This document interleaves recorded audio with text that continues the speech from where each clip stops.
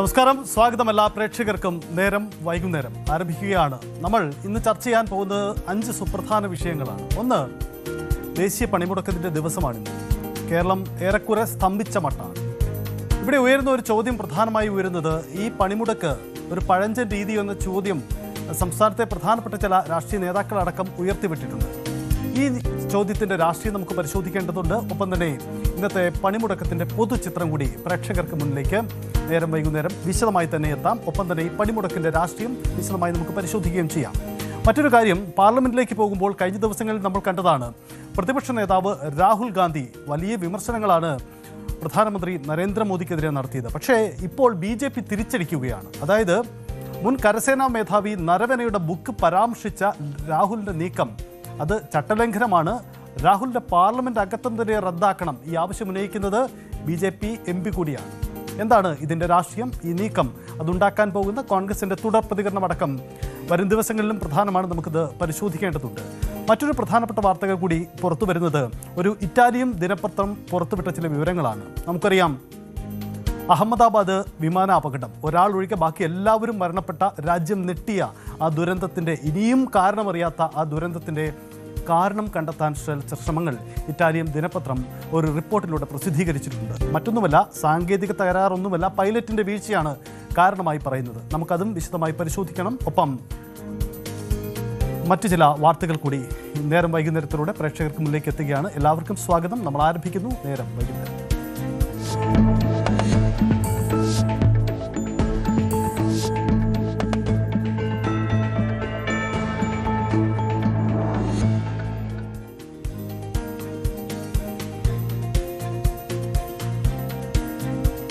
നമ്മൾ തുടക്കത്തിൽ സൂചിപ്പിച്ചതുപോലെ ഇന്ന് ഒരു ദേശീയ പണിമുടക്ക് ദിവസമാണ്. കേരളം പലപ്പോഴും ദേശീയ പണിമുടക്കുകളോടക്കം എല്ലാ പണിമുടക്കുകളോടും പൊതുവിൽ അനുകൂലമായി പ്രതികരിച്ചിട്ടുള്ള സംസ്ഥാനമാണ്.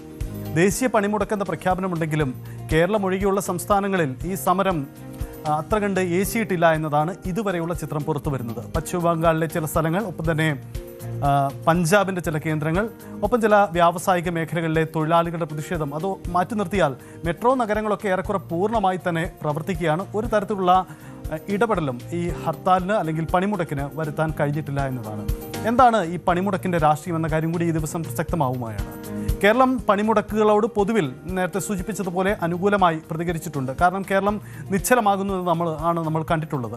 കേരളത്തിൻ്റെ ദേശീയ പണിമുടക്കുകളിൽ ഇടതു വലതു മുന്നണികൾ ഒന്നിച്ചു നിന്ന് കളത്തിലിറങ്ങുന്നതോടുകൂടി ഇവിടുത്തെ 2 പ്രധാനപ്പെട്ട മുന്നണികൾ അത്തരമൊരു നീക്കം നടത്തിയാൽ സ്വാഭാവികമാണ് കേരളം നിശ്ചലമാകും. ഇന്ന് നമ്മൾ കണ്ടതും അതുതന്നെയാണ്. ഇവിടെ ഉയരുന്ന ഒരു പ്രധാനപ്പെട്ട രാഷ്ട്രീയം കൂടിയുണ്ട്. കാരണം ഈ പണിമുടക്ക് ഇങ്ങനെ ജനങ്ങളെ നിശ്ചലമാക്കി നടത്തണമോ എന്ന ചോദ്യമാണ്. ഈ ചോദ്യം ഇപ്പോൾ ഉയരുന്നതിന് മറ്റൊരു കാരണം കൂടിയുണ്ട്. മറ്റൊന്നുമല്ലത്, കേരളത്തിലെ ചില പ്രധാനപ്പെട്ട രാഷ്ട്രീയ നേതാക്കൾ തന്നെ ഈ ഒരു ചർച്ച മുന്നോട്ട് വെച്ചിരിക്കുന്നു എന്നതാണ് സാഹചര്യം.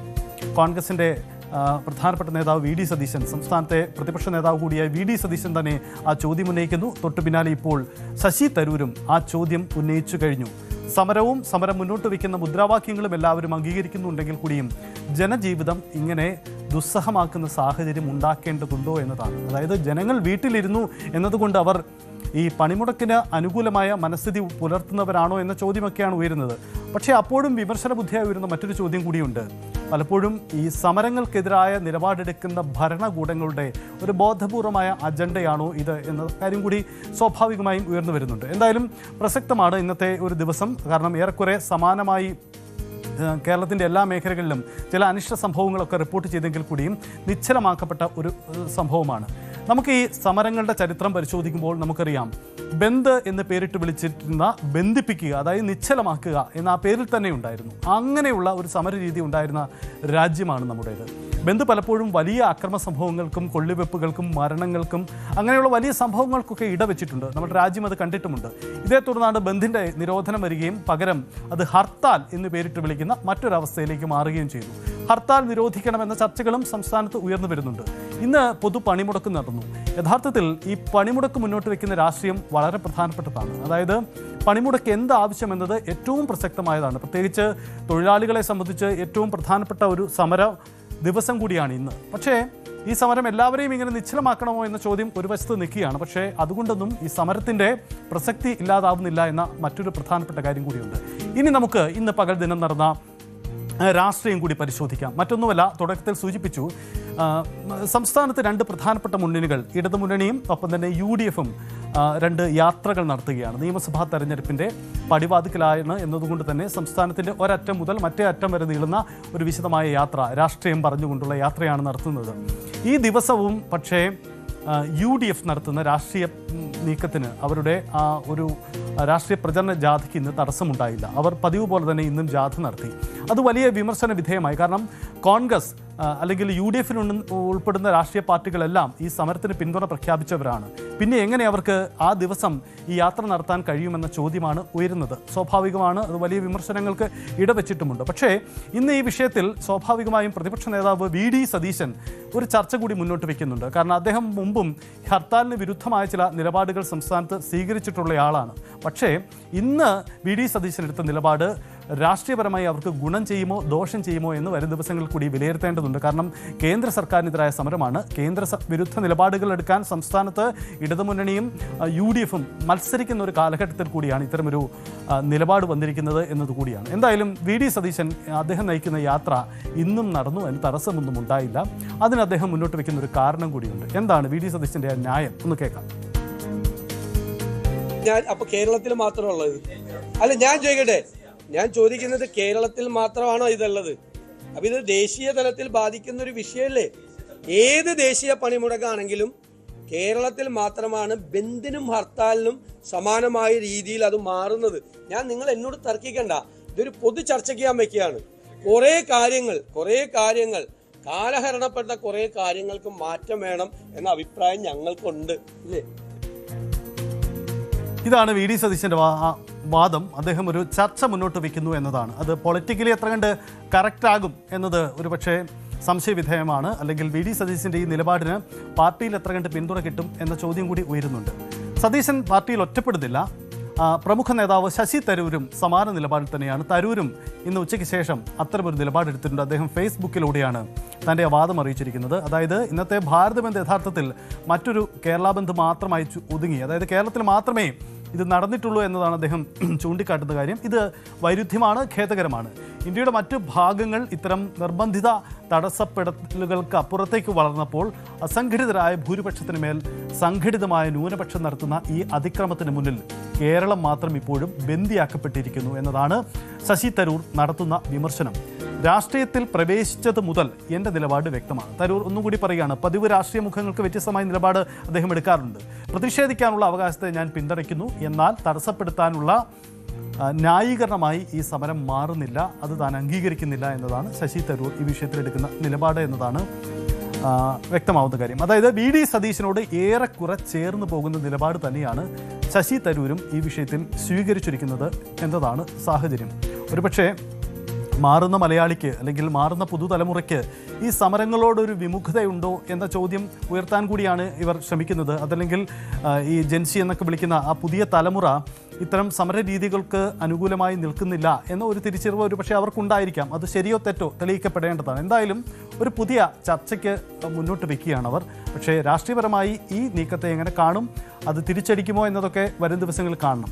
എന്തായാലും ഒരു കാര്യം വ്യക്തമാണ്, ഇന്ന് VD സതീശൻ എടുത്ത നിലപാട് അല്ലെങ്കിൽ UDFിൻ്റെ യാത്ര ഇന്നും തുടരുന്ന രീതിയെ ഇടതുപക്ഷവും ശക്തമായി എതിർത്തിട്ടുണ്ട്. കാരണം പൊതുവിൽ കേന്ദ്ര വിരുദ്ധ സമരം നടത്തുമ്പോൾ ഇത്തരമൊരു നിലപാട് ഒരു മുന്നണിക്ക് എങ്ങനെ സ്വീകരിക്കാൻ കഴിയുമെന്ന ചോദ്യമാണ് ഇടതുപക്ഷം മുന്നോട്ട് വയ്ക്കുന്നത്. എന്ന് മാത്രമല്ല, അത് തൊഴിലാളികൾ, ഏറ്റവും വലിയ തൊഴിലാളി അവകാശവാദങ്ങൾക്ക് വേണ്ടി നടത്തുന്ന ഒരു സമരമാണ്. നമുക്ക് ആ സമരത്തിൻ്റെ പ്രസക്തിയും സമരത്തിൻ്റെ ആവശ്യത്തിലേക്കും പിന്നീട് വരാം. എന്തായാലും ഒരു കാര്യം വ്യക്തമാണ്, ഈ വിഷയത്തിൽ VD സതീശനെയും UDFിനെയും കടന്നാക്രമിക്കുന്നു. അതിൻ്റെ രാഷ്ട്രീയം ഉപയോഗിച്ചുകൊണ്ട് CPM നേതൃത്വം, കേരളത്തിലെ ഭരണ നേതൃത്വം എന്നതുകൂടി പ്രസക്തമാണ്.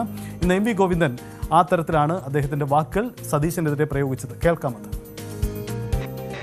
VD സതീശൻ്റെ ജാതിയുമായിട്ട് ബന്ധപ്പെട്ട് ഡ്രൈവർമാരുണ്ടല്ലോ, അവർ ചെറിയ ഞങ്ങളെപ്പോലെ 2-3 വാഹനമൊന്നുമല്ല, അവർക്ക് ഒരുപാട് വാഹനങ്ങളാണ്. ആരാ തടയുക? INTC-കാരാണ് അതിൻ്റെ മറുപടി പറയേണ്ടത്. INTC-കാർ പറഞ്ഞു പോലും ജാഥ മാറ്റിവെക്കാൻ. പക്ഷേ കോൺഗ്രസ് നേതൃത്വവും UDF നേതൃത്വം തയ്യാറായില്ല. ST-കാർക്കും അതിൻ്റെ മേലെ ഒന്നും പറയാൻ സാധിക്കുന്നില്ല. അപ്പോൾ യഥാർത്ഥത്തിൽ തൊഴിലാളി വർഗത്തോട് ഐക്യദാർഢ്യം പ്രകടിപ്പിച്ച് ഇന്നത്തെ ജാഥ ഞങ്ങൾ അവസാനിപ്പിച്ചപ്പോൾ ഞങ്ങളെല്ലാം വിചാരിച്ചത് അവരുടെ ജാതി അവസാനിപ്പിക്കുമെന്നാണ്, ഇന്നെങ്കിലും അവസാനിക്കുമെന്നാണ്. പക്ഷേ അവർ ചെയ്തില്ല. എന്നുള്ളത് അവർക്കിടയിൽ വൈരുദ്ധ്യമുണ്ടാക്കാൻ അല്ലെങ്കിൽ തൊഴിലാളികൾക്കിടയിൽ പ്രശ്നം ഉണ്ടാക്കാൻ മാത്രമേ ഉപകരിക്കുള്ളൂ എന്ന കാര്യത്തിലും എനിക്ക് യാതൊരു സംശയമില്ല. യെസ്, ഇതാണ് നമ്മൾ കേട്ട എം വി ഗോവിന്ദന്റെ വാക്കുകൾ. എം വി ഗോവിന്ദൻ എന്തായാലും ഇക്കാര്യത്തിൽ കടന്നാക്രമിക്കുന്നത് UDFന്റെ ശൈലിയാണ്, VD സതീശനെതിരാണ്. കാരണം സതീശന്റെ ആ ഒരു പുരോഗമനവാദമെന്ന് വിളിക്കാവുന്ന ആ നിലപാടിനെ സ്വന്തം പാർട്ടിയിൽ എത്ര പേര് പിന്തുണയ്ക്കുമെന്നൊരു വിഷയം കൂടി അക്കാര്യത്തിൽ ഉയരുന്നുണ്ട്. മറ്റൊന്നുമല്ല, INTUC പോലെയുള്ള പ്രധാനപ്പെട്ട കോൺഗ്രസിന്റെ അനുകൂല തൊഴിലാളി സംഘടനകൾ ഈ സമരത്തിൻ്റെ മുൻനിരയിലുണ്ട്. അവരെ ആശയക്കുഴപ്പത്തിൽ പെടുത്തുന്നത് കൂടിയാണ് VD സതീശൻ്റെ നിലപാട് എന്ന കാര്യത്തിൽ തർക്കമില്ല. പലപ്പോഴും അതിൽ INTUC നേതൃത്വം കൂടി ഇതിൽ പെട്ടുപോകുന്നു എന്നാണ്. അതായത് VD സതീശൻ്റെ ഉന്നയിച്ച ആരോപണം മറ്റൊന്നുമല്ല, ഈ സമരരംഗത്ത് ഇറങ്ങാതിരിക്കാൻ INTUCക്ക് മേൽ വലിയ സമ്മർദ്ദമുണ്ടായിരുന്നു എന്ന കാര്യമാണ്. അപ്പോൾ എല്ലായിടത്തും ചില കരിങ്കാലികൾ ഉണ്ടാകുമെന്ന വിമർശനം കൂടി ഉന്നയിക്കുന്നു മറ്റാരുമല്ല CITU നേതാവ് എളമരം കരീം. ഒരിക്കൽ കൂടി അദ്ദേഹത്തിന് വേണം. UDF ഇന്ന് അവരുടെ പ്രചരണ പരിപാടി ഒഴിവാക്കേണ്ടതായിരുന്നു. LDF ഒഴിവാക്കി. LDF നേരത്തെ ഷെഡ്യൂൾ ചെയ്ത പരിപാടിയിൽ ഇന്നത്തെ ദിവസം ഉണ്ടായിരുന്നു. പക്ഷേ ദേശീയ പണിമുടക്കാണെന്ന് പ്രഖ്യാപനം വന്നപ്പോൾ LDF കൂടിയാലോചിച്ച് ഇന്ന് LDFന്റെ ജാഥ മാറ്റിവെക്കാൻ തീരുമാനിച്ചു. ആ ദിവസം മറ്റൊരു ദിവസത്തേക്ക് വെച്ചു. പക്ഷെ UDF ചെയ്തില്ല. തൊഴിലാളി പ്രശ്നങ്ങളോട് UDFന് ഒരു പ്രതിബദ്ധതയുമില്ല എന്നാണ് അവർ പരസ്യമായി പ്രഖ്യാപിക്കുന്നത്. RSS BJP നേതൃത്വം അമേരിക്കൻ സാമ്രാജ്യത്വവുമായി ചേർന്ന് ഇന്ത്യൻ തൊഴിലാളികളുടെയും കർഷകരുടെയും മൗലിക അവകാശങ്ങൾ തകർക്കുന്ന ഈ നിർണായകമായ ഘട്ടത്തിൽ അതിന് ഐക്യദാർഢ്യം പ്രകടിപ്പിക്കുകയാണ് എല്ലാവരും ചെയ്യേണ്ടത്. ദേശസ്നേഹമുള്ളവർ അതിൽ നിന്ന് മാറി അല്ലെങ്കിൽ അതിൽ നിന്ന് വേറിട്ട് നിൽക്കുന്നവരാണ് എന്ന ഒരു സ്ഥിതി വരുത്തിയത് UDF ചെയ്തത് അങ്ങേയറ്റം വേദനാജനകമാണ്, പ്രതിഷേധാർഹമാണ്. ഇതാണ് നമ്മൾ കേട്ടത്. ഇക്കാര്യത്തിൽ VD സതീശൻ്റെ നിലപാടെ കടന്നാക്രമിക്കുന്ന ശൈലി. എന്തായാലും ഇന്ന് UDF സ്വീകരിച്ച അല്ലെങ്കിൽ പ്രതിപക്ഷ നേതാവിൻ്റെ ആ വാക്കുകളോട് എത്ര കണ്ട് അദ്ദേഹത്തിൻ്റെ പാർട്ടിയിലുള്ളവർ യോജിക്കുമെന്ന കാര്യത്തിൽ ഒരു സംശയമുണ്ട്. എന്തായാലും വരും ദിവസങ്ങളിൽ ഇത് വ്യക്തമാക്കപ്പെടട്ടെ. ഒരു കാര്യം വ്യക്തമാണ്, എന്തായാലും ഈ സമര രീതി ശരിയോ എന്ന ഒരു ചർച്ച പൊതുസമൂഹത്തിന് മുന്നിലേക്ക് ഉയർത്തിക്കൊണ്ടുവരാൻ ഇത് ഇടവെച്ചിട്ടുണ്ട് എന്ന കാര്യത്തിൽ തർക്കമില്ല. നമുക്ക് ചില ചോദ്യങ്ങൾ നമുക്ക് മുന്നിലേക്ക് കൊണ്ടുവരാം. അതായത് രാജ്യം മുഴുവൻ നിശ്ചലമാക്കിക്കൊണ്ടുള്ള പണിമുടക്കുന്ന ആശയം പഴഞ്ചനാണോ? അത് പഴഞ്ചനാണ് എന്ന് വാദിക്കുന്നത് ഈ മുഖ്യധാര രാഷ്ട്രീയ നേതാക്കളാണ്. അതായത് ഈ VD സതീശനടക്കമുള്ളവരാണ്.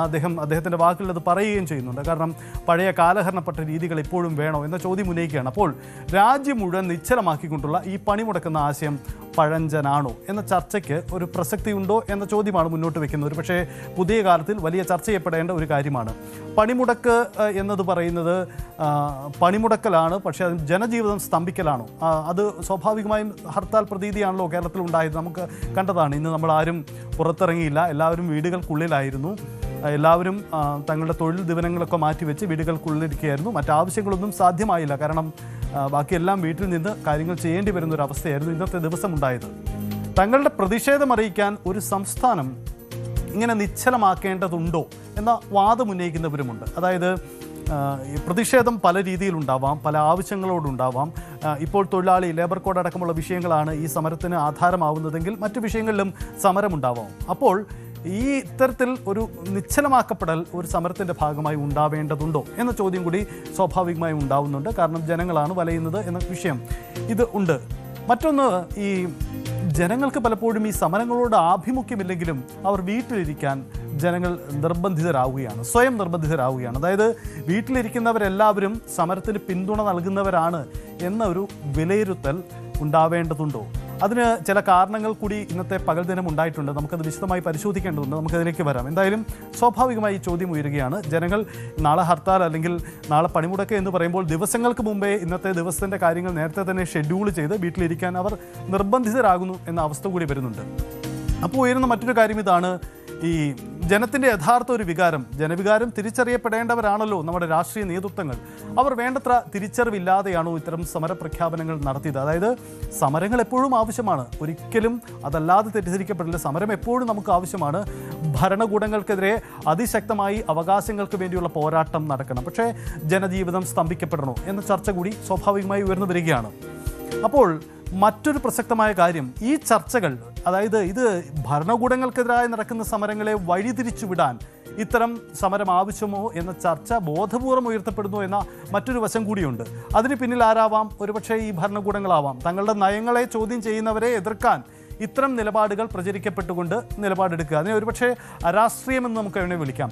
അപ്പോൾ അതും ബോധപൂർവമായ ഒരു പ്രചരണമാണോ നടക്കുന്നത് എന്ന കാര്യം കൂടി ഈ വിഷയത്തിൽ നമുക്ക് പരാമർശിച്ച് പോകണം. എന്തായാലും ഒരു തുറന്ന ചർച്ചകൾക്ക് വിധേയമാവട്ടെ എന്ന കാര്യമാണ്. എനിക്ക് ഓർത്തെടുക്കാൻ പറ്റുന്ന ഒരു കാര്യം, മുമ്പ് തിരുവനന്തപുരത്ത് നമ്മുടെ തലസ്ഥാന നഗരത്തിൽ സെക്രട്ടേറിയറ്റിന് മുന്നിൽ ഇങ്ങനെ തുടർച്ചയായ സമരങ്ങൾ നടക്കുമായിരുന്നു. ഇപ്പോഴുമുണ്ട് സമരം. ആ സമരങ്ങൾ പലപ്പോഴും നിശ്ചലമാക്കപ്പെടുന്നത് ആ സമരവേദിക്ക് ചുറ്റുമുള്ള ഇടങ്ങളെയാണ്. അവിടുത്തെ ജനജീവിതത്തെ ബാധിക്കുന്നു, കടകളെ ബാധിക്കുന്നു, വ്യാപാര സ്ഥാപനങ്ങൾ അടച്ചിടേണ്ടി വരുന്നു, അവരുടെ കച്ചവടത്തെ ബാധിക്കുന്നു, അവരുടെ വരുമാനത്തെ ബാധിക്കുന്നു, സ്വാഭാവികമായും ആ കുടുംബങ്ങളെ ബാധിക്കുന്നു. ഇതാണ് അവസ്ഥ. അപ്പോൾ അന്നുയർന്ന ഒരു ചോദ്യമാണ്, അങ്ങനെയെങ്കിൽ നമുക്കൊരു സ്ഥിരം സമരവേദി തലസ്ഥാനത്തുണ്ടാവേണ്ടതുണ്ടോ എന്ന ചോദ്യം. രാജ്യ തലസ്ഥാനത്തും മറ്റും അത്തരം ഒരു ഇടം സൃഷ്ടിക്കപ്പെട്ടിട്ടുണ്ട്. സമാനമായി കേരളത്തിലും അങ്ങനെ ഒരു പൊതു സമരവേദി ഒരിടത്തുണ്ടായാൽ സെക്രട്ടേറിയറ്റിന് മുന്നിൽ അതിനെ നിശ്ചലമാക്കുന്ന സമരങ്ങൾ അത് ഒരുപക്ഷെ നിയന്ത്രിക്കപ്പെടാൻ കഴിയില്ലേ? അത് ഉണ്ടാവേണ്ടത് ഇതൊരു പൊതുധാരണയിൽ ഉണ്ടാവേണ്ടതാണ്. കാരണം അടിച്ചിറക്കുന്ന ഒരു തീരുമാനം കൊണ്ട് ഇത് സാധ്യമല്ല. മറിച്ച് ഒരു പൊതുധാരണയിൽ ഉരുത്തിരിഞ്ഞു വരേണ്ട ഒരു കാര്യമാണ്. കാരണം യാത്രകളെയൊക്കെ ബന്ധിക്കപ്പെടുന്ന സെക്രട്ടേറിയറ്റിന് മുന്നിലെ പല സമരങ്ങളും നമുക്കറിയാം. അത് പരിധി വിട്ട് കഴിഞ്ഞാൽ അത് മണിക്കൂറുകളോളം ഒരു വലിയ നഗരം നിശ്ചലമാക്കപ്പെടുകയാണ്. ദൂര സ്ഥലങ്ങളിലേക്കും വീടുകളിലേക്കും ഒക്കെ എത്തേണ്ടവർ ഒക്കെ സ്തംഭിക്കപ്പെടുന്ന ഒരു കാഴ്ചയാണ് ഉണ്ടാകുന്നത്. അപ്പോൾ അന്നുയർന്ന ഒരു ചർച്ചയാണ്, ഒരു പൊതു സമരവേദി ഉണ്ടാവേണ്ടതല്ലേ എന്നൊരു ചർച്ച. അതുമായി ചേർത്ത് നമുക്ക് ഈ ആവശ്യങ്ങളെ കൂടി കൂട്ടി വായിക്കേണ്ടതുണ്ട്. അപ്പോൾ മാറുന്ന കാലഘട്ടത്തിൽ സമര രീതികൾക്ക് ചില മാറ്റങ്ങൾ ആവശ്യമോ എന്ന പ്രസക്തമായ കാര്യമാണ്. നമുക്ക് മറ്റൊന്നുമില്ല, തൊഴിലിടങ്ങളിൽ സമരമാവാം, സമരം നടക്കണം, തീർച്ചയായിട്ടും സമരം വേണം. പക്ഷേ അത് ജനജീവിതം സ്തംഭിക്കപ്പെടുമ്പോൾ അതുണ്ടാക്കുന്ന സാമ്പത്തിക നഷ്ടം ഒരു വശത്ത്, മറ്റൊന്നത് ജനങ്ങൾക്കുണ്ടാക്കുന്ന ബുദ്ധിമുട്ടുകൾ മറുവശത്ത്. അപ്പോൾ അത് പരിശോധിക്കപ്പെടേണ്ടതുണ്ട്. പക്ഷേ ഒരു കാര്യം നമുക്ക് ഓർമ്മിക്കേണ്ട കാര്യം, ഭരണകൂടങ്ങളുടെ അനുമതി വാങ്ങിച്ചൊരിക്കലും നമുക്ക് സമരം സാധ്യമല്ല. അത് സ്വാഭാവികമായും ചോദ്യം ചെയ്യപ്പെടുക തന്നെ ചെയ്യണം. അതിന് വ്യത്യസ്തമായ സമര രീതികൾ കണ്ടെത്തേണ്ടി വരും. മന്ത്രിമാരെ വഴി തടയേണ്ടി വരും. മുഖ്യമന്ത്രിക്ക് നേരെ കരിങ്കൊടി ഉയർത്തേണ്ടി വരും. അതിലൊന്നും ഇത് തടസ്സമാവില്ല. പക്ഷേ അതിനൊരു ന്യായീകരണം ഉണ്ടാവണം എന്ന വാദമാണ് ഈ ഘട്ടത്തിൽ പ്രസക്തമാവുന്നത്. എന്തായാലും നമുക്ക് പൊതുസമൂഹത്തിന് മുന്നിലേക്ക് ഈ ചർച്ച മുന്നോട്ട് വയ്ക്കാം. എന്താണ് ഈ കാര്യത്തിൽ മാറുന്ന ആവശ്യകത അല്ലെങ്കിൽ മാറുന്ന നിലപാടുകൾ, അതിന് പ്രസക്തിയുണ്ടോ എന്ന കാര്യം രാഷ്ട്രീയ പാർട്ടികളാണ് ഇതിൽ തീരുമാനമെടുക്കേണ്ടത്.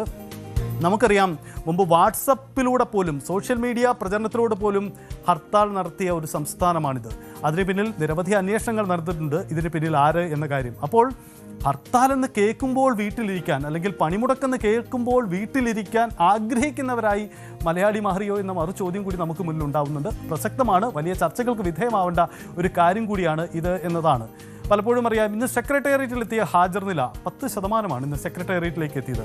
ഈ 10% സമരത്തിനെതിരായി നിൽക്കുന്ന നല്ലൊരു വിഭാഗമാവാം, അല്ലെങ്കിൽ സർക്കാർ ഡയസ്നോൺ പ്രഖ്യാപിച്ചതുകൊണ്ട് അതിൻ്റെ വെല്ലുവിളി മൂലം എത്തിയവരാവാം.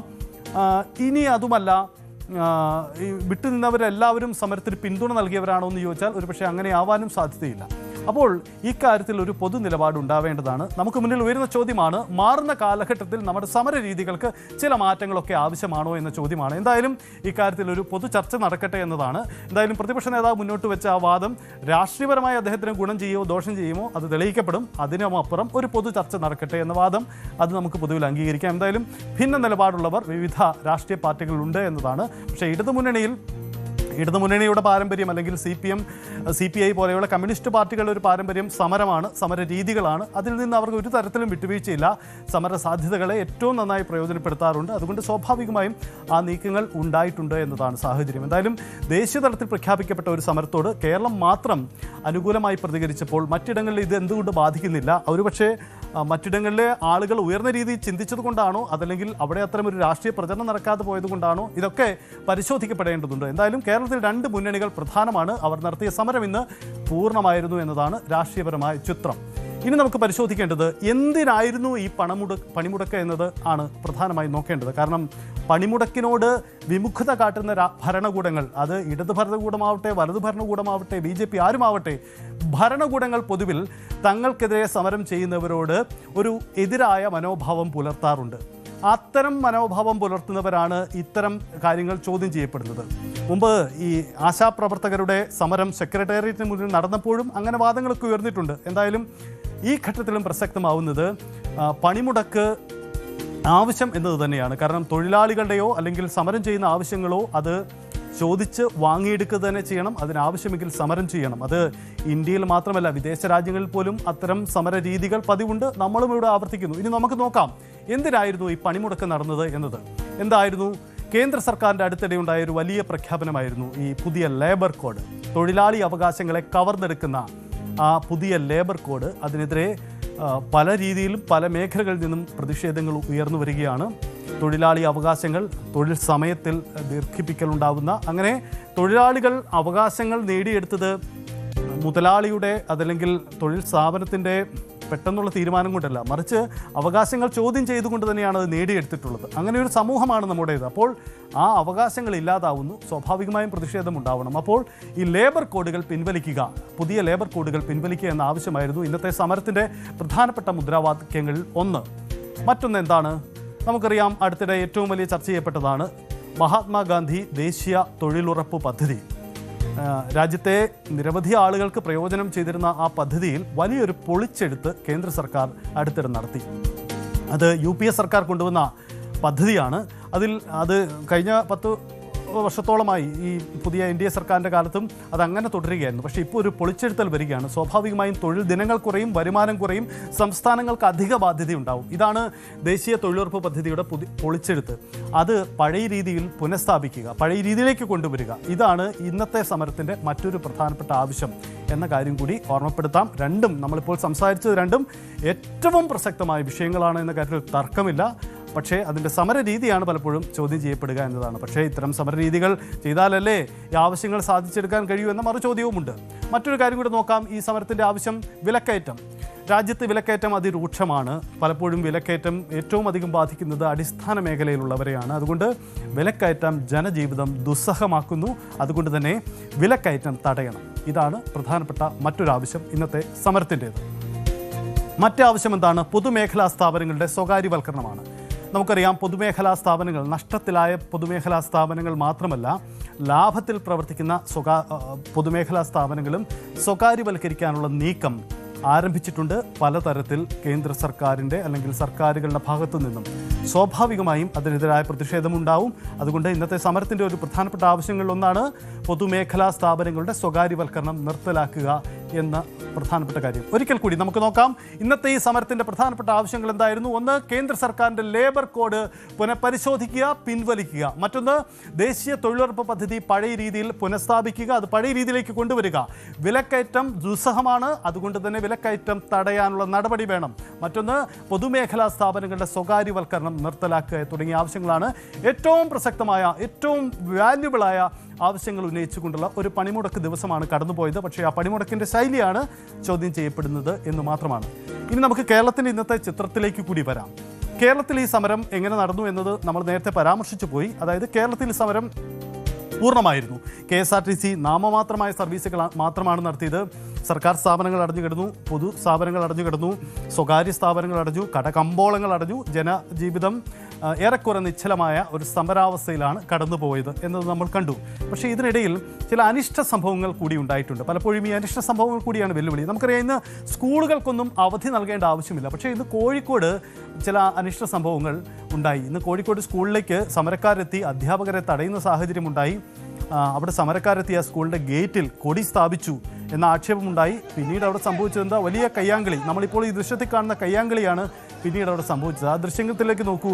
ഇതിനിടയിൽ ഒരു കൊച്ചുകുട്ടി പരാതിയുമായി രംഗത്തെത്തി എന്ന കാര്യം കൂടി നമ്മൾ കണ്ടു. എന്താണ് ആ കുട്ടിയുടെ പരാതി? സമരക്കാർ തൻ്റെ മുഖത്തടിച്ചു എന്നാണ് കുട്ടി പരാതിപ്പെട്ടത്. അപ്പോൾ ഈ സമരം അതിൻ്റെ നിയന്ത്രണം വിട്ടു അവിടെ സംഭവിച്ചു എന്നാണ്. നമുക്കറിയാം, ഒറ്റപ്പെട്ട സംഭവങ്ങൾ എപ്പോഴും ഇത്തരം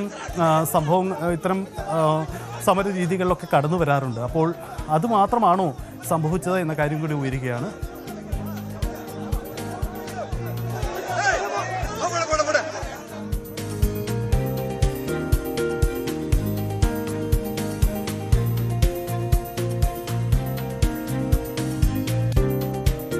യെസ്, ഇതാണ് സംസ്ഥാനത്തിൻ്റെ പൊതുചിത്രം കണ്ടത്. എന്തായാലും ഒരു കാര്യം വ്യക്തമാണ് ഇക്കാര്യത്തിൽ.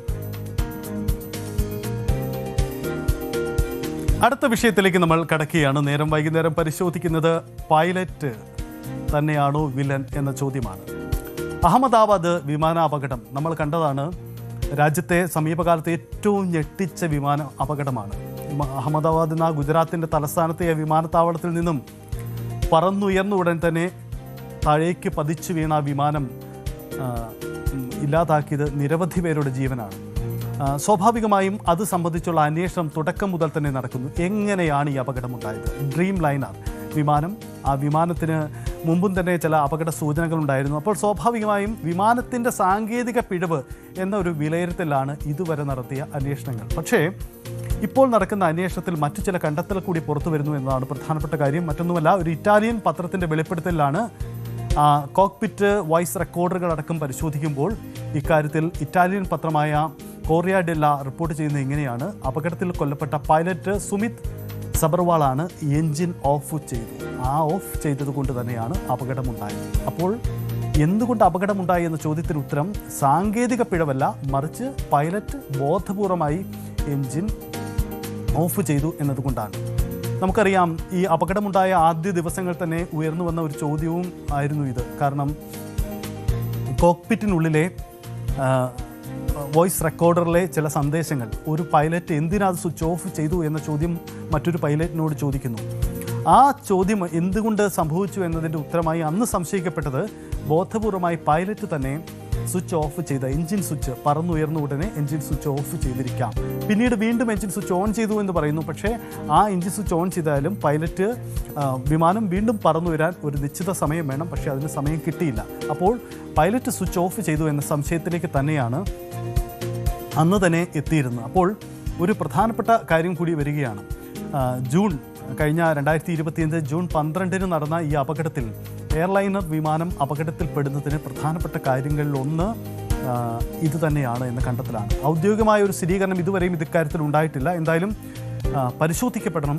ഏറെ ഞെട്ടിക്കുന്ന ഒരു കാര്യം കൂടിയാണ് ഇക്കാര്യത്തിൽ പുറത്തു വരുന്നത്. കാരണം പൈലറ്റ് എൻജിൻ ഓഫ് ചെയ്തെങ്കിൽ എന്തുകൊണ്ട് പൈലറ്റ് അത്തരമൊരു നീക്കം നടത്തി? എന്താണ് ഇതിൽ ബാക്കി അന്വേഷണം നടക്കേണ്ടത്? സർക്കാർ ഒരു ഔദ്യോഗികമായ വിശദീകരണം ഇക്കാര്യത്തിൽ എന്ന് പുറത്തുവിടും എന്ന ചോദ്യം പ്രസക്തമാവുകയാണ്.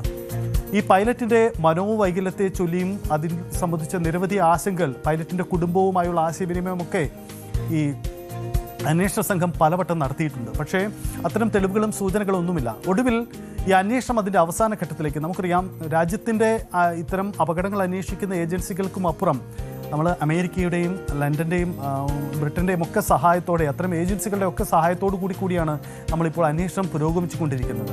എന്തായാലും ഈ അന്വേഷണത്തിൻ്റെ അന്തിമ റിപ്പോർട്ട് പുറത്തുവിട്ടിട്ടില്ല. പക്ഷേ ഈ റിപ്പോർട്ടിൻ്റെ കൺക്ലൂഷൻ ഇങ്ങനെ എന്നാണ് പറയപ്പെടുന്നത്: അത് പൈലറ്റിൻ്റെ പിഴവ് തന്നെയാണ്. പൈലറ്റിൻ്റെ പിഴവല്ല, പൈലറ്റ് ബോധപൂർവം എൻജിൻ സ്വിച്ച് ഓഫ് ചെയ്തു എന്നതാണ്. അങ്ങനെയെങ്കിൽ ഇത്രയധികം ആളുകളെ അപായപ്പെടുത്തുന്ന രീതിയിൽ ഇങ്ങനെയൊരു ഗുരുതരമായ തീരുമാനമെടുക്കാൻ ആ പൈലറ്റ് എന്തുകൊണ്ട് തയ്യാറായി എന്ന വലിയ ചോദ്യങ്ങൾ ഉയരുകയാണ്. ഇതിൽ സർക്കാർ തന്നെ വിശദീകരണം നൽകേണ്ടി വരും. എന്തായാലും ഈ ഇറ്റാലിയൻ പത്രം പുറപ്പെടുവിട്ട കാര്യങ്ങളോട് കേന്ദ്ര സർക്കാർ ഇതുവരെ പ്രതികരിച്ചതായി നമ്മൾ കണ്ടിട്ടില്ല. ഒരു കാര്യം വ്യക്തമാണ്, ഇതിൽ ഒരു ഔദ്യോഗികമായ വിശദീകരണം പുറത്തു വരേണ്ടതുണ്ട്. കാരണം ഗുജറാത്തിൻ്റെ മുൻ മുഖ്യമന്ത്രി അടക്കമുള്ളവരാണ് ഈ അപകടത്തിൽ കൊല്ലപ്പെട്ടത്.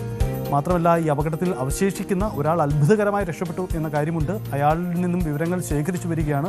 ഇയാളിനോട് പിന്നീട് മാധ്യമങ്ങൾക്കടക്കം ബന്ധപ്പെടാനും കഴിയുന്നില്ല. അങ്ങനെ രാജ്യം ഇതുവരെയും ഇതിൻ്റെ രഹസ്യാത്മകത നിലനിർത്തി തന്നെയാണ് ഈ അഹമ്മദാബാദ് വിമാനാപകടത്തിൻ്റെ അന്വേഷണം മുന്നോട്ട് കൊണ്ടുപോകുന്നത്. അപ്പോൾ നമുക്ക് ഉയരുന്ന ചോദ്യം ഇതാണ്: ഇപ്പോൾ പുറത്തു വരുന്ന ഈ റിപ്പോർട്ടിലെ സൂചനകൾ ശരി തന്നെയാണോ? കേന്ദ്ര സർക്കാർ വിശദീകരിക്കണം. ഒരുപക്ഷെ പാർലമെൻറ്റ് സമ്മേളനം തുടരുകയാണ്. പാർലമെൻറ്റിൽ തന്നെ ഇത് സംബന്ധിച്ച ചോദ്യം ഉയർന്നു വരാൻ സാധ്യതയുണ്ട്. അങ്ങനെയെങ്കിൽ സർക്കാരിന് വിശദീകരിക്കേണ്ടി വരും എങ്ങനെ അപകടമുണ്ടായി എന്ന കാര്യം. സാങ്കേതിക പിഴവ്, വിമാനത്തിൻ്റെ സാങ്കേതിക പിഴവ് എന്ന വിലയിരുത്തൽ പലവട്ടം പല രീതികളിൽ അന്വേഷണം നടത്തി. എയർ ഇന്ത്യയുടെ പല സാധ്യതകളും ആ തരത്തിലൊക്കെ കമ്പനിയുമായി ബന്ധപ്പെട്ട പല അന്വേഷണങ്ങളൊക്കെ നടന്നതാണ്. പക്ഷേ അതൊന്നുമല്ല. ഒടുവിൽ പൈലറ്റ് ബോധപൂർവമായി ഉണ്ടാക്കിയ അപകടമെന്ന് പറയുമ്പോൾ അതിന് കാരണമെന്ത്? പൈലറ്റിനെ പ്രേരിപ്പിച്ചതെന്ത്? സ്വയം ജീവൻ അവസാനിപ്പിക്കാനുള്ള തീരുമാനത്തിൻ്റെ ഭാഗമാണെങ്കിൽ ഒപ്പമുണ്ടായിരുന്ന ഇത്ര അധികം ആളുകളെ എന്തുകൊണ്ട് കുരുതി കൊടുത്തു എന്ന വളരെ പ്രധാനപ്പെട്ട ചോദ്യം കൂടി വരികയാണ്. കേന്ദ്ര സർക്കാർ ഇക്കാര്യത്തിൽ വ്യക്തത വരുത്തേണ്ടി വരും.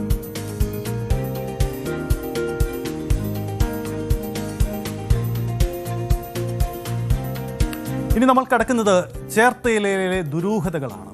നമുക്കറിയാം, ചേർത്തല കൂട്ട ദുരൂഹമായ ആളുകൾ കാണാതായ സംഭവം.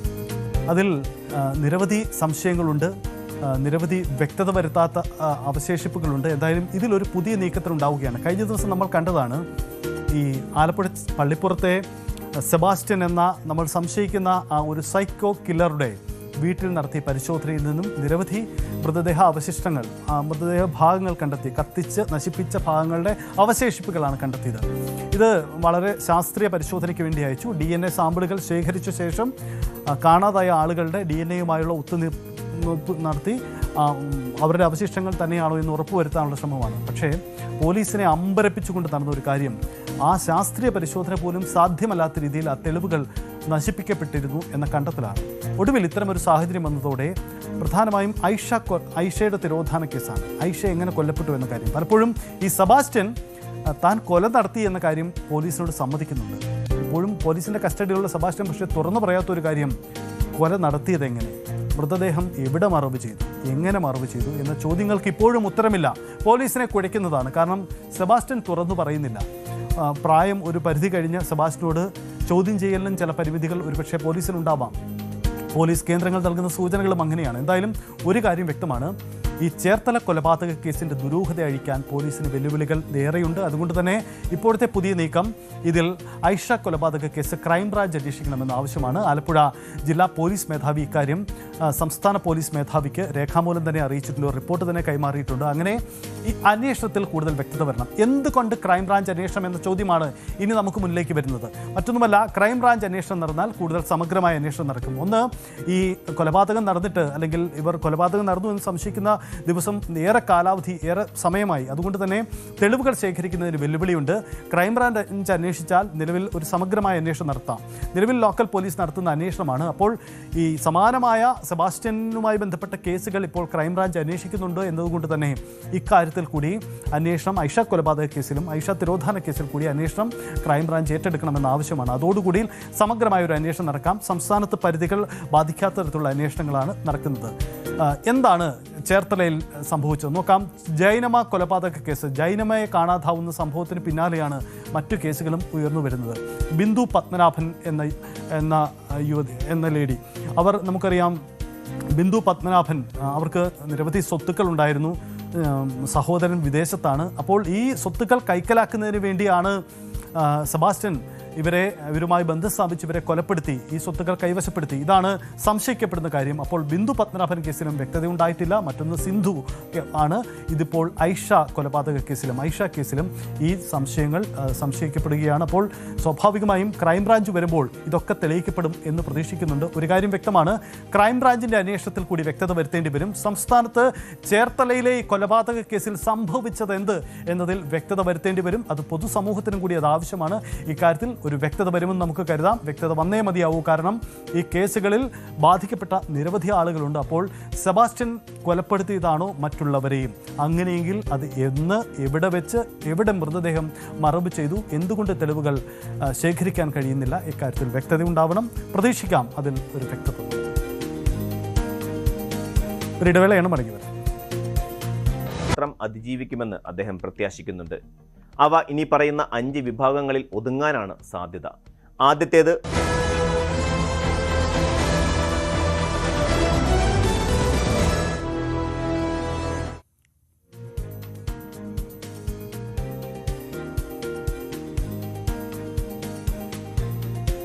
അതെ, കേരളം വന്ദേ മാതരം പാടുമോ?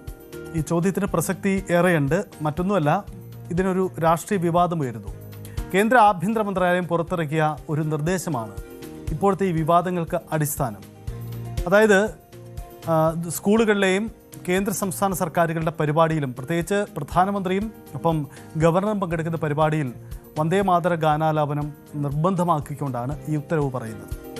ഉത്തരവ് പറയുന്നതിൻ്റെ വിവാദം മറ്റൊന്നുമല്ല, ഇതിൻ്റെ പൂർണ്ണമായ രീതിയിൽ ഇത് അവതരിപ്പിക്കണമെന്നതാണ് ഇതിൻ്റെ ആവശ്യം. വന്ദേ മാതരത്തിലെ ചില ശകലങ്ങൾ, ചില ഭാഗങ്ങൾ, ചില രീതിയിൽ ചിലർക്ക് ഉൾക്കൊള്ളാൻ കഴിയുന്നില്ല എന്ന വിവാദം നേരത്തെ തന്നെ ഉള്ളതാണ്. അപ്പോൾ ഇതിൻ്റെ രാഷ്ട്രീയം എന്താ എന്ന കാര്യം കൂടി നമുക്ക് പരിശോധിക്കാം. ആദ്യം എന്താണ് ഈ വിവാദമെന്ന് നോക്കാം. ബങ്കിം ചന്ദ്ര ചാറ്റർജി വന്ദേ മാതരം രചിച്ച് അത് നമ്മൾ ശീലിച്ചു വന്നിരുന്നപ്പോൾ ഇതിൽ ഭാരതാംബയെ, നമുക്കറിയാം ഭാരതാംബ എന്ന സങ്കല്പം ഇന്ത്യയുടെ പതിറ്റാണ്ടുകളായ സങ്കല്പമാണ്. നമുക്ക് പാരമ്പര്യത്തിൻ്റെ ഭാഗമായി നമ്മുടെ ഭാരതാംബ എന്ന ചിത്രീകരണം നമുക്കുള്ളതാണ്. പക്ഷേ ഈ ഭാരതാംബയെ ദുർഗാദേവിയായി ചിത്രീകരിക്കുന്ന ചില വരികളുണ്ട്. ഇത് പാടുന്നത് നിർബന്ധമാക്കുന്നതിനെ ചൊല്ലിയുള്ള തർക്കമാണ് യഥാർത്ഥത്തിൽ ഈ വിവാദത്തിൻ്റെ കാതൽ. സ്വാതന്ത്ര്യ സമരകാലത്ത് ഏറെ ആവേശം കൊണ്ട ഒരു ഗാനമാണ്. പിന്നീട് ഒരു ഹിന്ദുത്വ അജണ്ടയായി ഇതിനെ ചിത്രീകരിക്കുന്നു ചില പ്രത്യേക പാർട്ടികൾ, പ്രത്യേകിച്ച് BJP RSS പാർട്ടികളാണ് ഇത് ഏറ്റവും അധികം ഉപയോഗിക്കുന്നത്.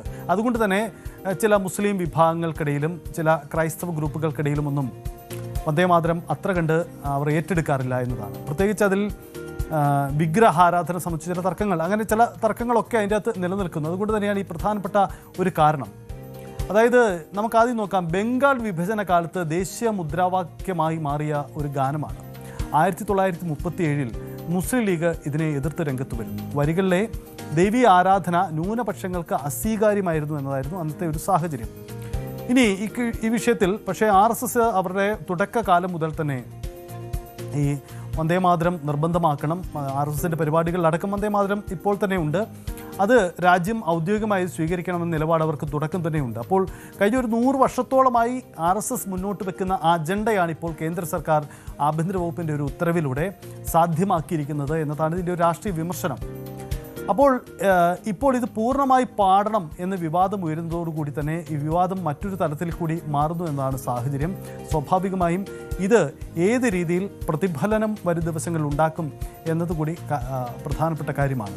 ഇതിൽ കേരളം ഇതുവരെ പ്രതികരിച്ചു കണ്ടിട്ടില്ല. നമുക്കിനി കേരളത്തിൻ്റെ പശ്ചാത്തലത്തിലേക്കൊന്ന് വരുമ്പോൾ നമുക്ക് പ്രതീക്ഷിക്കാവുന്ന ഒരു വലിയ രാഷ്ട്രീയ വിവാദമായി കൂടി ഇത് മാറാനുള്ള സാധ്യതയുണ്ട്. മറ്റൊന്നുമല്ല, ഗവർണർ നേരത്തെ തന്നെ എന്നറിയാം, ഭാരതാംബയുടെ ചിത്രം ഗവർണർ പങ്കെടുക്കുന്ന വേദികളിൽ പ്രദർശിപ്പിക്കണമെന്ന നിർദ്ദേശം ലോക് ഭവൻ, പഴയ രാജ്ഭവൻ മുന്നോട്ട് വയ്ക്കുകയും അതുണ്ടാക്കിയ വിവാദങ്ങളും മന്ത്രിമാർ വിട്ടുനിൽക്കുന്നതും ഒക്കെ നമ്മൾ കണ്ടതാണ്. സമാനമായി ഗവർണർ പങ്കെടുക്കുന്ന വേദികളിലും വന്ദേമാതരം പാടുക എന്ന് മാത്രമല്ല, അത് പൂർണ്ണ അർത്ഥത്തിൽ പാടുക, ആ വിവാദമായ ഭാഗങ്ങൾ കൂടി ഉൾപ്പെടുക. അതായത് ദുർഗാദേവിയെ പ്രകീർത്തിക്കുന്ന ഭാരതാംബ ദുർഗാദേവിയായി കാണുന്ന ആ ഭാഗങ്ങൾ കൂടി പറയുമ്പോൾ അതുണ്ടാക്കാൻ പോകുന്ന തർക്കങ്ങൾ ചെറുതായിരിക്കില്ല, അത് വലിയ വിവാദങ്ങളിലേക്ക് പോകാൻ സാധ്യതയുണ്ട്. പക്ഷേ ഇതുവരെയും സംസ്ഥാന സർക്കാർ ഈ വിഷയത്തിൽ ഇതുവരെ പ്രതികരിച്ചിട്ടില്ല. സ്കൂളുകളിൽ ഇത് സംബന്ധിച്ച് നീക്കമുണ്ടാകുമോ, അങ്ങനെയെങ്കിൽ അതിനെ ഏതു തരത്തിലുള്ള തുടർ പ്രതികരണങ്ങൾ ഉണ്ടാകുമെന്നും പ്രസക്തമാണ്. തിയേറ്ററുകളിലടക്കം ഈ ഗാനം ഇടണമെന്ന നിർദ്ദേശം കൂടിയുണ്ട്. പക്ഷേ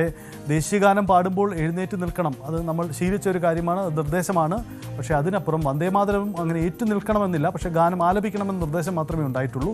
പക്ഷേ വന്ദേമാതരത്തെ അപകീർത്തിപ്പെടുത്തുന്ന അല്ലെങ്കിൽ അതിനെ ധിക്കരിക്കുന്ന എന്തെങ്കിലും നീക്കമുണ്ടായാൽ അത് നിയമ നടപടിക്ക് വിധേയമാവും എന്നുകൂടി ഈ ഉത്തരവിൽ പറയുന്നുണ്ട്. അങ്ങനെയെങ്കിൽ നമുക്ക് കാത്തിരിക്കുന്നത് ഒരു വലിയ വിവാദമാണ്, അല്ലെങ്കിൽ തർക്കമാണ്. വന്ദേമാതരം ആലപിക്കണമെന്ന നിർദ്ദേശം കേരളത്തിൽ എത്ര കണ്ട് പാലിക്കപ്പെടും, അല്ലെങ്കിൽ കേരളം അല്ലെങ്കിൽ BJP ഇതര സംസ്ഥാനങ്ങൾ ഇതിനെ എത്ര കണ്ട് ഏറ്റെടുക്കും, ഇതര മതവിഭാഗങ്ങൾ ഇതിനോട് എടുക്കാൻ പോകുന്ന നിലപാടെന്തായിരിക്കും, അങ്ങനെയെങ്കിൽ അതൊരു പുതിയ തർക്കത്തിന് ഇടവയ്ക്കും എന്നതാണ്. RSSൻ്റെ അജണ്ടയാണ് ഇപ്പോഴത്തെ ഈ നീക്കത്തിന് പിന്നിലെന്ന് സ്വാഭാവികമായും കോൺഗ്രസ് അടക്കമുള്ള മുഖ്യ കക്ഷികൾ സംശയിക്കുന്നുണ്ട്. അങ്ങനെയെങ്കിൽ ആ നീക്കങ്ങൾ ഉണ്ടാകുമെന്ന് നമുക്ക് പ്രതീക്ഷിക്കാം. എന്തായാലും വന്ദേമാതരം വിവാദം ആ തരത്തിൽ ഉയർന്നു വരുമ്പോൾ അതുണ്ടാക്കാൻ പോകുന്ന രാഷ്ട്രീയ തർക്കങ്ങൾ ചെറുതായിരിക്കില്ല എന്നുകൂടി നമുക്ക് ഓർമ്മപ്പെടുത്താം. കേരളത്തിൽ സംസ്ഥാന സർക്കാരിൻ്റെ ഭാഗത്തു നിന്നും ഒരു പ്രതികരണം ഉണ്ടാവേണ്ടതാണ്. ഇതുവരെ ഒരു പ്രതികരണം ഉണ്ടായിട്ടില്ല. നമുക്ക് പ്രതീക്ഷിക്കണം അത്തരമൊരു പ്രതികരണം ഉണ്ടാവുന്നത് എന്ന്. എന്തായാലും RSS ദീർഘനാളുകളായി മുന്നോട്ട് വയ്ക്കുന്ന ഒരു അജണ്ട ഇപ്പോൾ കേന്ദ്ര സർക്കാർ നടപ്പിലാക്കുന്നു എന്നതാണ് ഈ വിവാദത്തിന് അടിസ്ഥാനപരമായി ഇപ്പോൾ ഉയർന്നു വരുന്ന ഒരു കാര്യം. ഒരു കാര്യം വ്യക്തമാണ്, ഇതിൽ കേരളമടക്കമുള്ള സംസ്ഥാനങ്ങൾ സ്വീകരിക്കാൻ പോകുന്ന നിലപാട് ഈ തെരഞ്ഞെടുപ്പ് കാലത്ത് ഉയർന്നു വരാൻ പോകുന്ന മറ്റൊരു രാഷ്ട്രീയ നീക്കത്തിൻ്റെ കൂടി ഭാഗമായേക്കാം. അങ്ങനെയെങ്കിൽ വന്ദേമാതരം അത് ദേശീയ ഗാനം എന്നതിന് സമാനമായി തന്നെ നമ്മൾ ഏറ്റെടുക്കേണ്ടതാണ് എന്ന വാദം ഒരു വശത്തുണ്ടാവും. മറിച്ച് അതിൻ്റെ മറുവശത്ത് അതിൻ്റെ വർഗീയ അജണ്ടകൾ ചൂണ്ടിക്കാണിച്ചുകൊണ്ടുള്ള നീക്കം നമുക്ക് പ്രതീക്ഷിക്കാം. വന്ദേമാതര വിവാദം സംസ്ഥാന രാഷ്ട്രീയത്തെയും ഇനിയുള്ള ദിവസങ്ങളിൽ ചർച്ചയാക്കുമെന്ന് ഉറപ്പാണ്.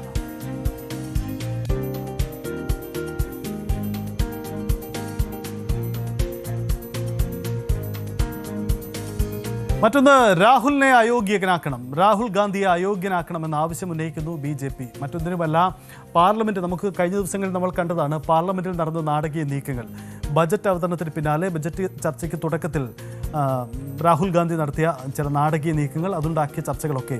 ഇതിൽ ഏറ്റവും പ്രധാനമായിരുന്നു മുൻ കരസേനാ മേധാവി നരവനെയുടെ ചില അദ്ദേഹത്തിൻ്റെ ഒരു ബുക്ക് അതിൻ്റെ ഉള്ളടക്കം പരാമർശിച്ചുകൊണ്ട് രാഹുൽ ഗാന്ധി ലോക്സഭയിൽ നടത്തിയ നീക്കങ്ങൾ.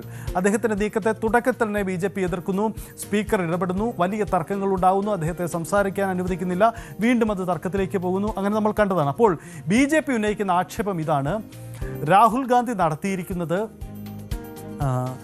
ഒരു പ്രസിദ്ധീകരിക്കാത്ത ഒരു പുസ്തകം ഉള്ളടക്കം പറയുന്നതിലോടുകൂടി അത് വലിയ ചട്ടലംഘനമാണ് നടത്തിയിരിക്കുന്നത്. അതുകൊണ്ട് രാഹുൽ ഗാന്ധിയുടെ MP സ്ഥാനം തന്നെ റദ്ദാക്കണമെന്ന ആവശ്യമാണ് BJP ഉന്നയിക്കുന്നത്. നിഷികാന്ത് ദുബെ BJP MP ഇത് സംബന്ധിച്ച നോട്ടീസ് കൈമാറിയിട്ടുണ്ട്. വരും ദിവസങ്ങളിൽ പാർലമെന്റ് വീണ്ടും ചേരുമ്പോൾ സ്വാഭാവികമായി ഇത് വലിയ വിവാദങ്ങൾക്ക് ഇടവച്ചേക്കാം. എന്തായാലും നിഷികാന്ത് ദുബെയുടെ ആ നീക്കം വളരെ പ്രധാനപ്പെട്ടതാണ്. നമുക്ക് അദ്ദേഹത്തിൻ്റെ പ്രതികരണത്തിലേക്ക് കൂടി പോകാമെന്ന് കരുതുന്നു. എന്തായാലും ഇത് സംബന്ധിച്ച് കോൺഗ്രസിൻ്റെ പ്രതികരണങ്ങളും വരും ദിവസങ്ങളിൽ വരുമെന്ന് നമുക്ക് പ്രതീക്ഷിക്കണം. नहीं, कोई प्रिविलेज मोशन नहीं है. मैंने एक सब्सटेंसिव मोशन दिया है, क्योंकि किसी MP के खिलाफ यदि कोई आरोप लगाते हैं, मैं उनकी तरह जो है नियम कानून का हत्या करने वाला आदमी नहीं हूँ, या उनकी तरह दादागिरी से जो है ये संविधान नहीं चलाने की बात है. मैंने एक सब्सटेंसिव मोशन दिया है, उसमें मैंने जिक्र किया है कि कैसे ये सोरोस फाउंडेशन के साथ, फोर्ड फाउंडेशन के साथ, USAID के साथ मिलकर थाईलैंड जाते हैं, कंबोडिया जाते हैं, वियतनाम जाते हैं, US जाते हैं, भारत विरोधी ताकतों के साथ किस तरह से मिले हुए रहते हैं. इनकी सदस्यता भी रद्द हो और इनको जिंदगी भर के लिए चुनाव लड़ने के लिए डिबार भी कर दिया जाए. ഇതാണ് നിഷികാന്ത് ദുബെയുടെ വാക്കുകൾ. അദ്ദേഹം എന്തായാലും ഈ വിഷയത്തിൽ രാഹുൽ ഗാന്ധി ചട്ടലംഘനം നടത്തി പ്രസിദ്ധീകരിക്കാത്ത പുസ്തകം പാർലമെന്റിൽ പരാമർശിച്ചു. ഇതാണ് ഈ ആക്ഷേപത്തിന് കാരണം. പക്ഷേ കോൺഗ്രസ് തിരിച്ചടിക്കുന്നത് ഈ പുസ്തകം പ്രസിദ്ധീകരിച്ചു, വിദേശങ്ങളിലടക്കം ഈ പുസ്തകം ലഭ്യമാണ് എന്ന വാദമാണ്. ഈ പുസ്തകം പെൻഗിൻ ബുക്സാണ് പ്രസിദ്ധീകരിക്കുന്നത്. തങ്ങൾ ഈ പുസ്തകം പ്രസിദ്ധീകരിച്ചിട്ടില്ല എന്ന വാദം സമൂഹ മാധ്യമങ്ങളുടെ കഴിഞ്ഞ ദിവസം അവർ അറിയിപ്പായി നൽകിയിരുന്നു. നരവനെയും ആ പോസ്റ്റ് റിപ്പോസ്റ്റ് ചെയ്യുന്നു. അങ്ങനെ അതൊരു ചർച്ചയുണ്ടായിരുന്നു. പക്ഷേ ഈ പുസ്തകം പ്രസിദ്ധീകരിക്കപ്പെട്ടു എന്ന നിലപാടിൽ തന്നെ കോൺഗ്രസ് ഉറച്ചു നിൽക്കുകയാണ്. അങ്ങനെയെങ്കിൽ വരും ദിവസങ്ങളിൽ അത് വിവാദമുണ്ടാക്കും.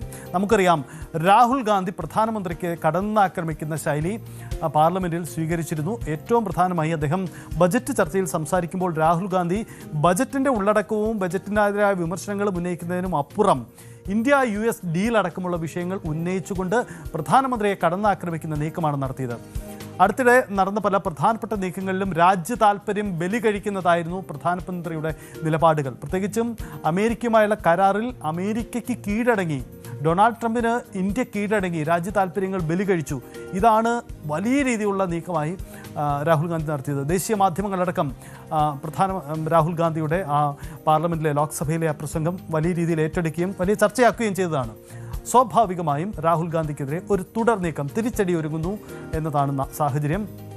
നേരത്തെ തന്നെ രാഹുൽ ഗാന്ധി എല്ലാവിധ ചട്ടങ്ങൾ ലംഘിക്കുന്നു, രാജ്യത്തിൻ്റെ പൊതു താൽപ്പര്യത്തിന് വിരുദ്ധമായി നിലപാടെടുക്കുന്നു തുടങ്ങിയ ആക്ഷേപങ്ങളൊക്കെ കേന്ദ്രമന്ത്രി കിരൺ റിജിജു അടക്കമുള്ളവർ സ്വീകരിച്ചതാണ്. ഇതാ ഇപ്പോൾ രാഹുൽ ഗാന്ധിയെ തന്നെ അയോഗ്യനാക്കണം അദ്ദേഹത്തിൻ്റെ പുസ്തകത്തിൻ്റെ പരാമർശം എന്ന് വാദമുന്നയിക്കുന്നു.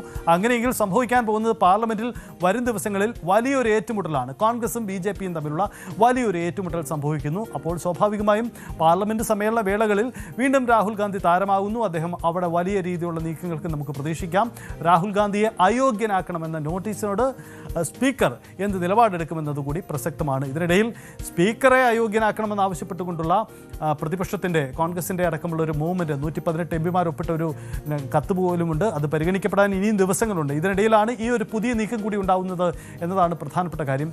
എന്തായാലും ശ്രദ്ധേയമാണ് പാർലമെൻറ്റിലെ നാടകീയമായ നീക്കങ്ങൾ. വരും ദിവസങ്ങളിലും ഇതിൻ്റെ തുടർച്ചയുണ്ടാകുമെന്ന് നമുക്ക് പ്രതീക്ഷിക്കണം. രാഹുൽ ഗാന്ധിയെ അയോഗ്യനാക്കണമെന്ന ആവശ്യത്തോട് സ്പീക്കർ ഏത് തരത്തിലുള്ള ഇടപെടൽ നടത്തും, എന്തെങ്കിലും തരത്തിലുള്ള ചട്ടലംഘനം ഇതിൽ രാഹുൽ ഗാന്ധി നടത്തിയിട്ടുണ്ടോ തുടങ്ങിയ കാര്യങ്ങളൊക്കെ വരും ദിവസങ്ങളിലും ചർച്ചയാകുമെന്നത് പ്രധാനപ്പെട്ട കാര്യമാണ്. എന്തായാലും പാർലമെന്റിൽ ചർച്ച ചെയ്യപ്പെടുന്ന രാഷ്ട്രീയം ഇങ്ങനെ തന്നെയാണ്. അത് ബജറ്റ് ചർച്ചകൾ, ബജറ്റിൻ്റെ ഉള്ളടക്കത്തിലേക്ക് കടക്കുന്നതിനപ്പുറം മറ്റു രാഷ്ട്രീയ വിഷയങ്ങളിലേക്ക് മാറുകയും വ്യക്തിപരമായ കടന്നാക്രമങ്ങളിലേക്കും അത് കടന്നു എന്നതാണ് പാർലമെന്റിൽ കഴിഞ്ഞ ദിവസം നമ്മൾ കണ്ട ചിത്രം. അതിൻ്റെ ഒരു ആവർത്തനം വരും ദിവസങ്ങളിലും ഉണ്ടാകുമെന്ന് നമുക്ക് പ്രതീക്ഷിക്കാം. ഇതാണ് പൊതുവായി നമ്മൾ പരിശോധിച്ച 5 വാർത്തകളുടെ രാഷ്ട്രീയ ചിത്രം. ഇനി നമ്മൾ പോകുന്നത് മറ്റൊരു കാര്യത്തിലേക്ക് കൂടിയാണ്. നമുക്കറിയാം, ഇപ്പോൾ സോഷ്യൽ മീഡിയ തുറന്നാൽ പലരുടെയും പ്രൊഫൈലിൽ വിവിധ തരത്തിലുള്ള കാരിക്കേച്ചറുകൾ കാണും.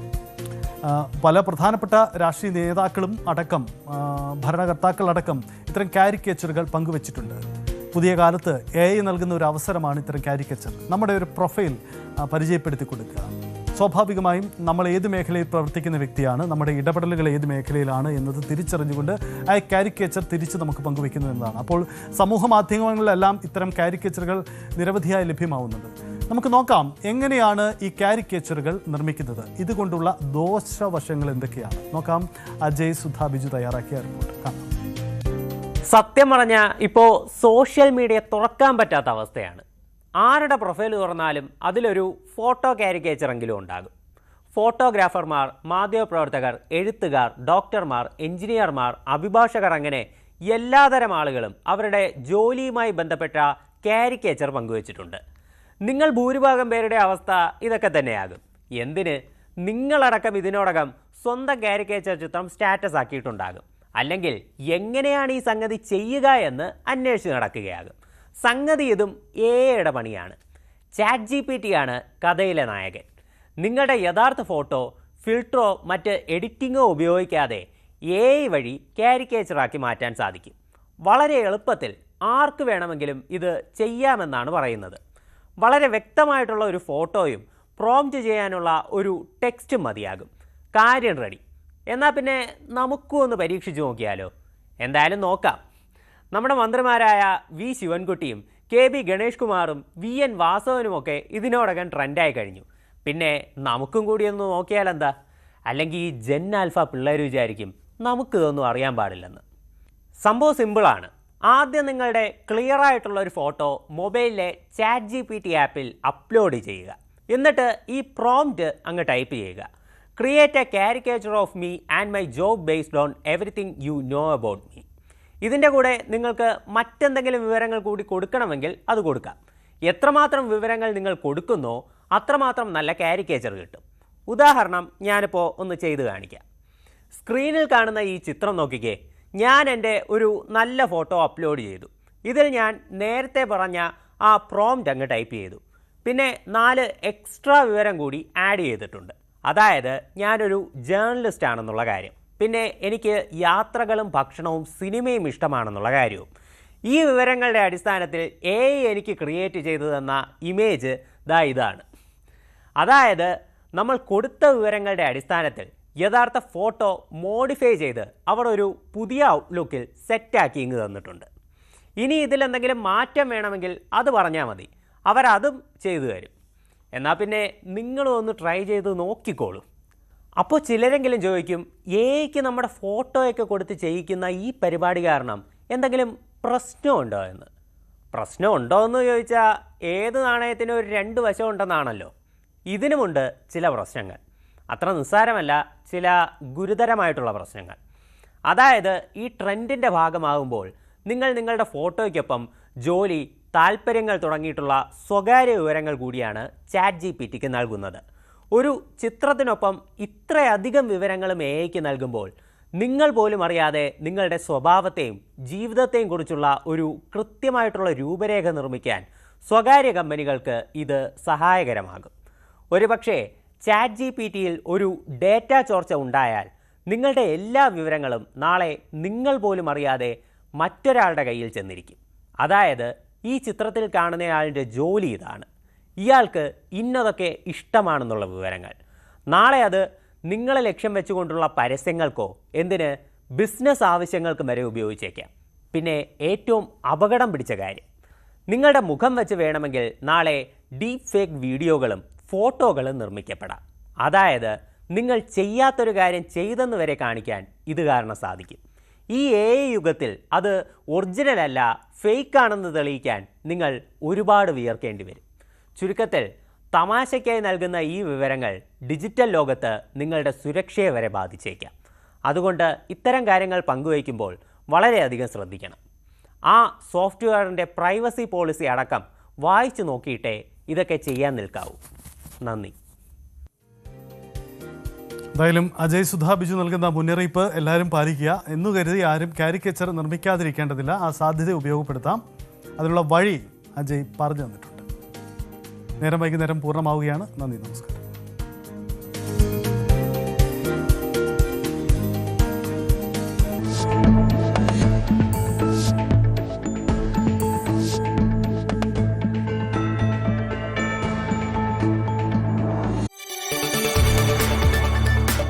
കൂടുതൽ വാർത്തകൾക്ക് News 18 Keralam YouTube channel subscribe ചെയ്യുക.